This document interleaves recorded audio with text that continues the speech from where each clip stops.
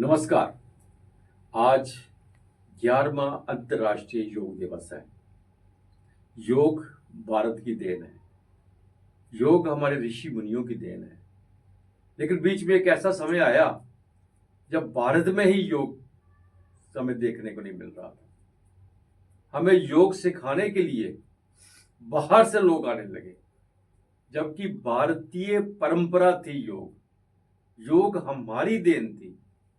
लेकिन धन्यवाद देते हैं हम मोदी सरकार को, प्रधानमंत्री मोदी ने, उन्होंने अंतर्राष्ट्रीय योग को रिकॉग्नाइज करवाया यूनाइटेड नेशन से। और तब से लेके आज तक हर साल आज के दिन योग दिवस मनाया जाता है।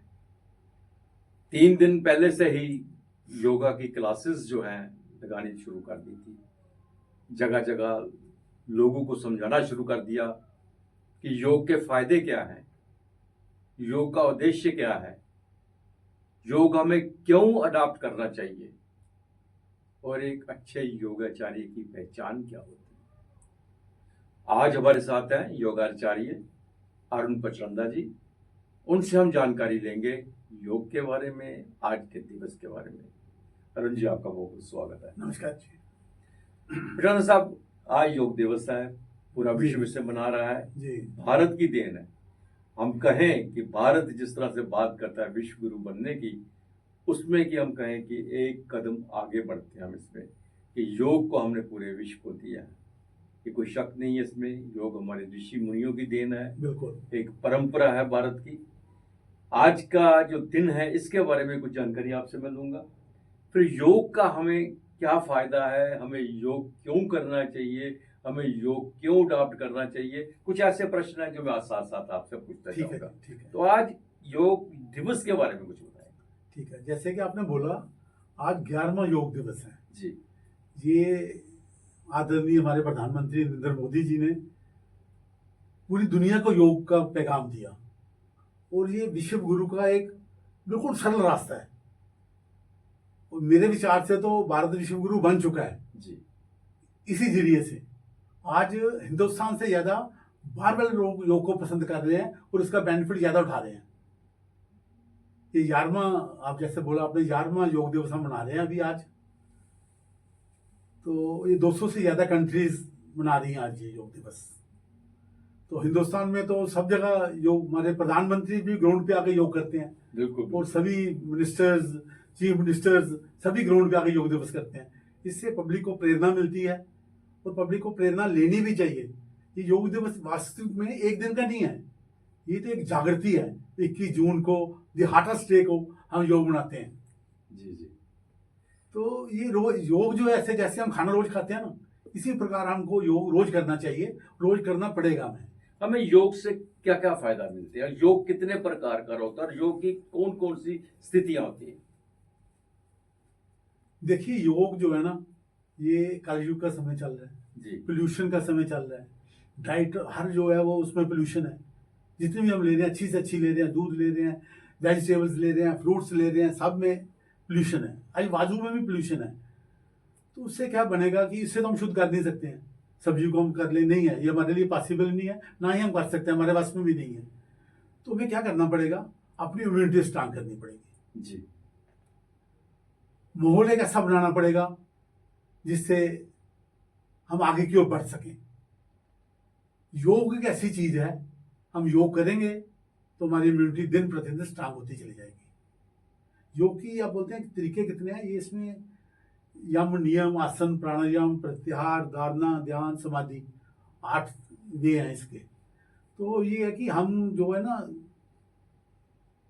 आसन से शुरू करवाते हैं। जी, क्योंकि अधिकतर हम अपने परिवार के साथ होते हैं, गृहस्थ आश्रम में है, नौकरी भी करते हैं, सब चीजें तो कर नहीं पा सकते। लेकिन जो बहुत जरूरी है दिनचर्या में, वो क्या क्या कुछ करना चाहिए? देखिए, आसन करेंगे ना, हमारे ऑर्गन्स को बहुत बेनिफिट मिलता है, उनकी इम्यूनिटी ऑटोमेटिकली बढ़ जाती है। हर ऑर्गन्स को इतना बेनिफिट मिलता है। क्यों?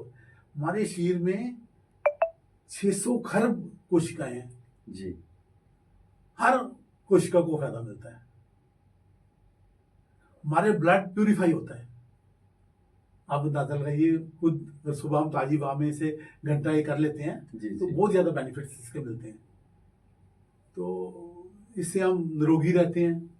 और सबसे बड़ी बात है, हम दिन प्रतिदिन हमारे विचार बहुत शुद्ध हो जाते हैं। जब हमारे विचार शुद्ध हो जाते हैं, अध्यक्ष मैं आपको बताता हूँ, अपने हमें विचार शुद्ध करने की बहुत ज़रूरत है। तो हम कर नहीं पाते हैं। हम कहेंगे ना विचार शुद्ध करेंगे तो नहीं कर पाएंगे हम। जब हम योग करेंगे, उसके साथ प्राणायाम करेंगे, उसके बाद थोड़ी सी मेडिटेशन करेंगे, तो दिन प्रतिदिन हमारे विचार शुद्ध होते चल जाएंगे और हमारा काम, क्रोध, लोभ, मोह, अहंकार, ईर्ष्या, निंदा, इच्छाएं हमारी दिन प्रतिदिन हमारे वश में आनी शुरू हो जाएंगी।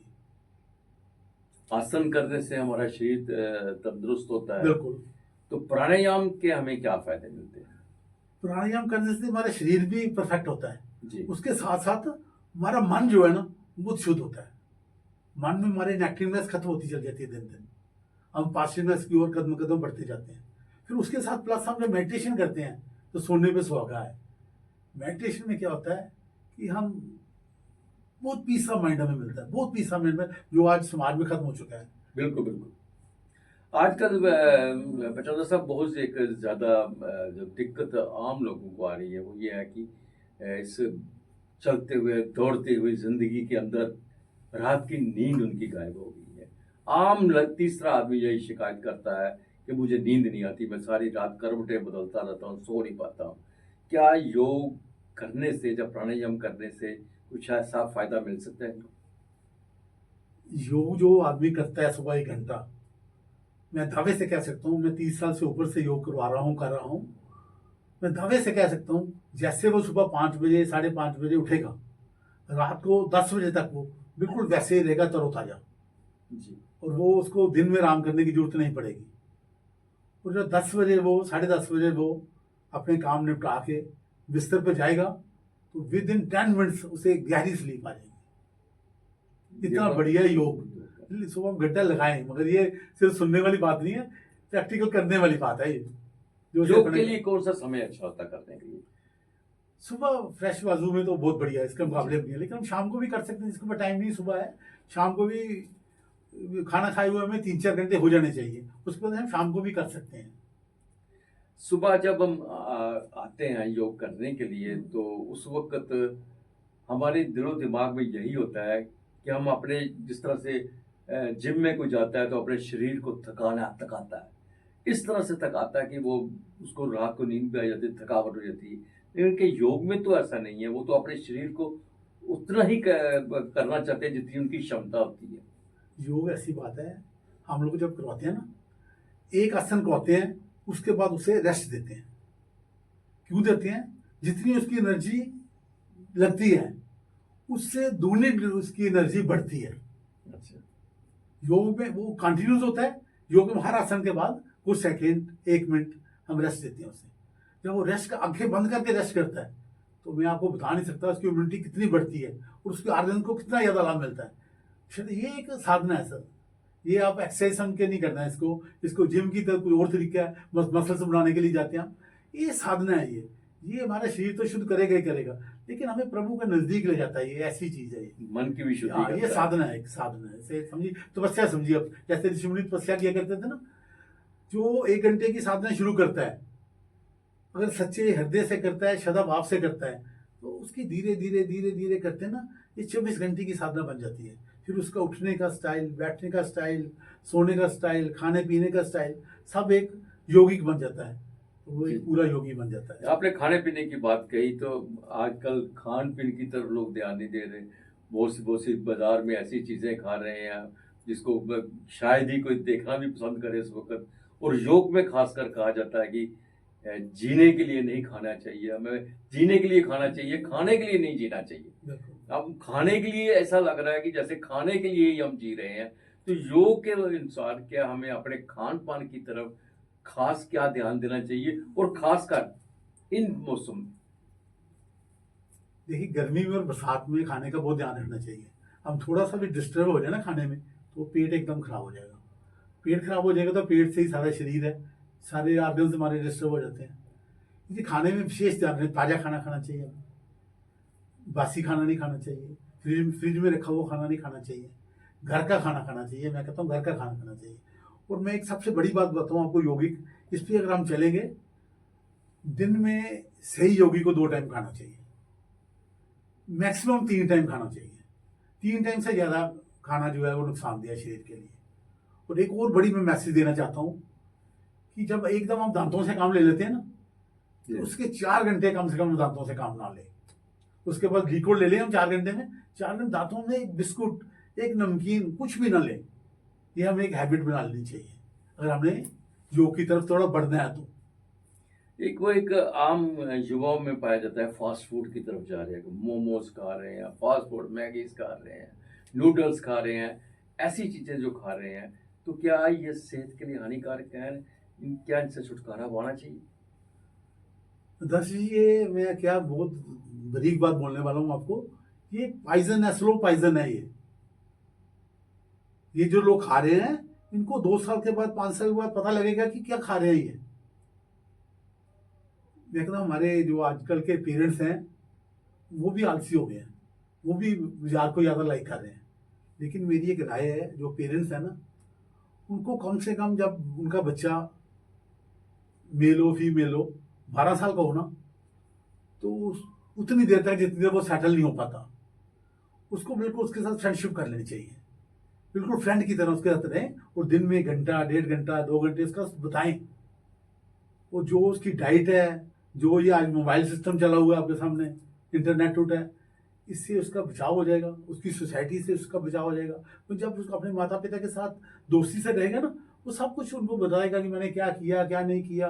वो इतने नज़दीक हो, जितने करीब हो जाएंगे। तो ये बहुत ज़रूरी है आज के युग में, क्योंकि हमारा भविष्य जो है वो वही है, आने वाला भविष्य वही है। वही कल के प्रधानमंत्री हैं, राष्ट्रपति हैं, इंजीनियर्स हैं, डॉक्टर्स हैं, वही हैं कल के।